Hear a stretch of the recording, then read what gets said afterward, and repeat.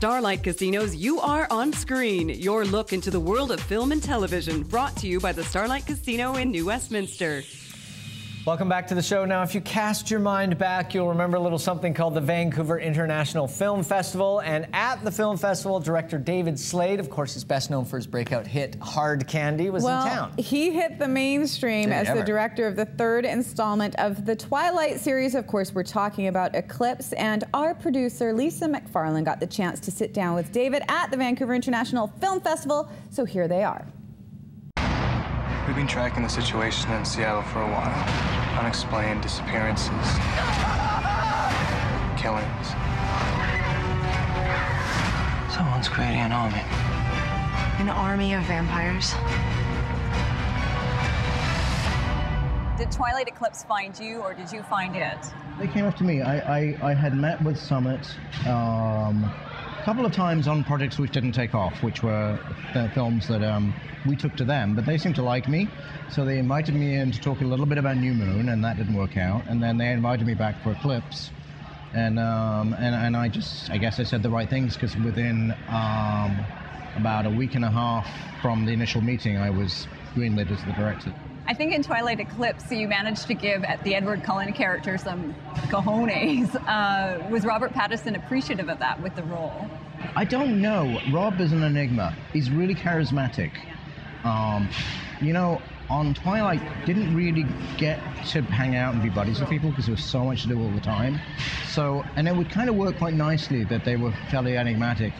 The thing about Rob is, as a person, when he gets to act, he becomes exceptionally charismatic. I know the consequences of the choice you're making.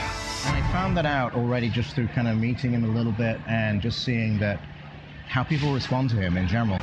Edward? If you ever touch her against her will again! Don't do this! She's not sure what she wants. Don't do this! Let me give you a clue. Wait for her to say the words. Fine. I wanted people to be afraid of him, because after all, they kill mountain lions, you know, off screen.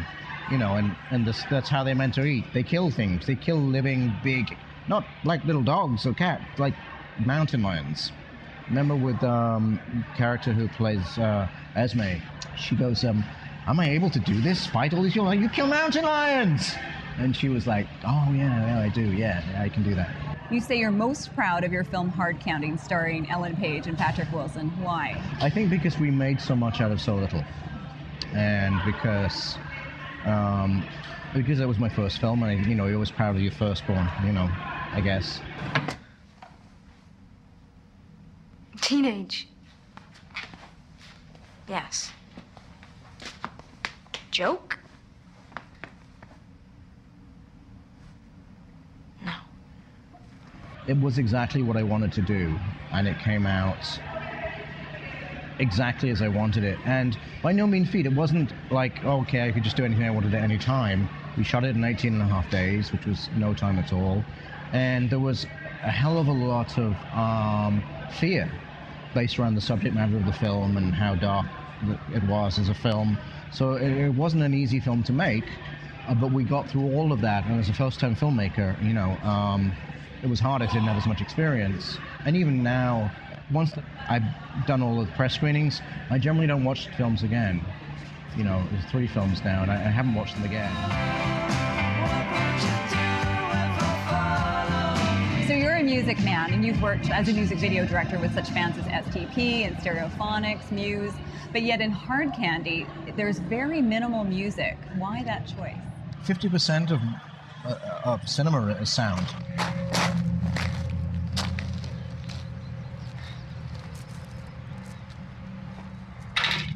And I felt like there was no real place to put emotional music, because the performances were so emotional. You would push you to melodrama. And it's not like we tried and put music on and went, oh, that's, we just knew inherently. And we always went in going, you know what, we're not going to do too much music. So in the end, you know, actually Molly Nyman composed the sound score. It's Michael Nyman's daughter. And it was just the right amount.